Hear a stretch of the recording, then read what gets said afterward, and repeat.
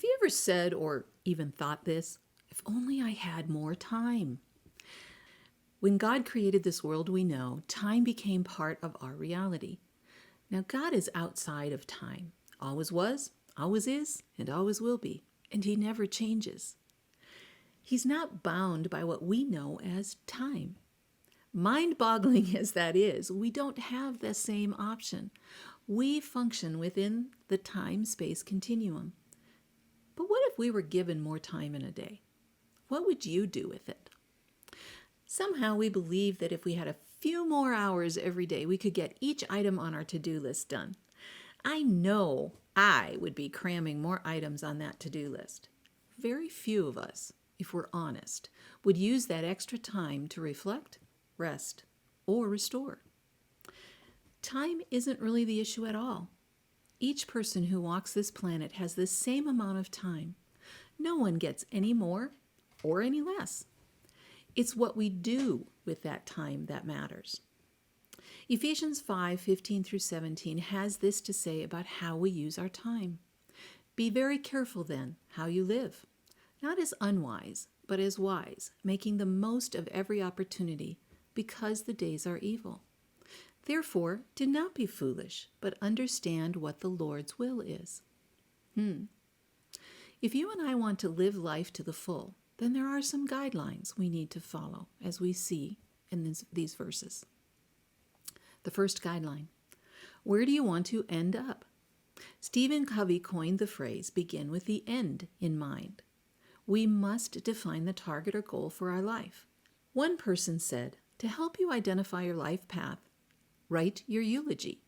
That sounds morbid, but no person gets to the end of their life wishing they'd spent more time in the office or making more money.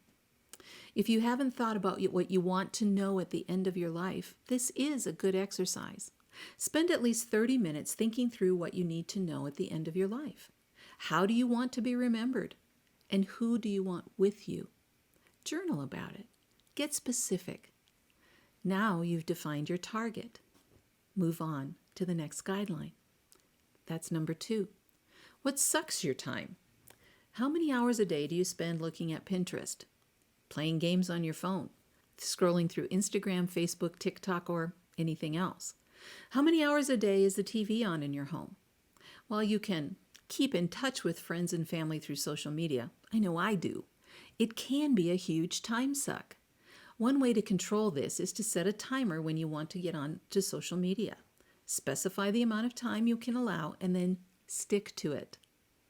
Do you really need the TV on all the time? Is that the best use of those hours?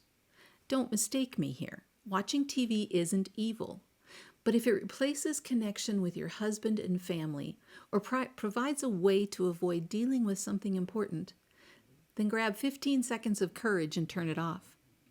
Just like time spent on social media, be intentional about your TV watching. Identify your time suckers and then ruthlessly eradicate where you can. Get comfortable not being connected to technology all the time.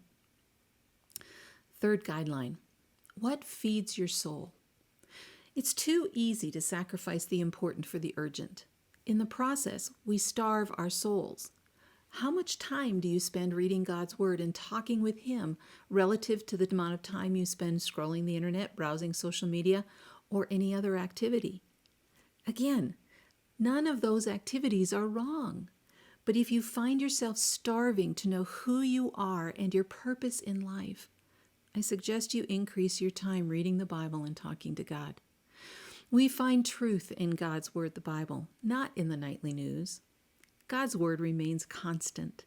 It doesn't shift to follow popular opinion. Fourth guideline: how can you build life-giving relationships? Dave and I have a standing monthly dinner engagement with some friends who walked through our recovery with us. When we get to the week of that dinner, we both find ourselves excited. After each dinner, we feel alive and joyful because we fed our souls. Building life-giving relationships takes a significant time investment.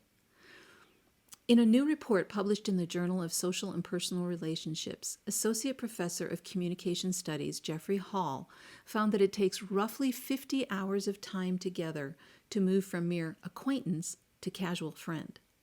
90 hours to go from that stage to simple friend status, and more than 200 hours before you can consider someone your close friend. You can't snap your fingers and make a friend. Maintaining close relationships is the most important work we do in our lives. Most people agree on their deathbeds. List your most important relationships.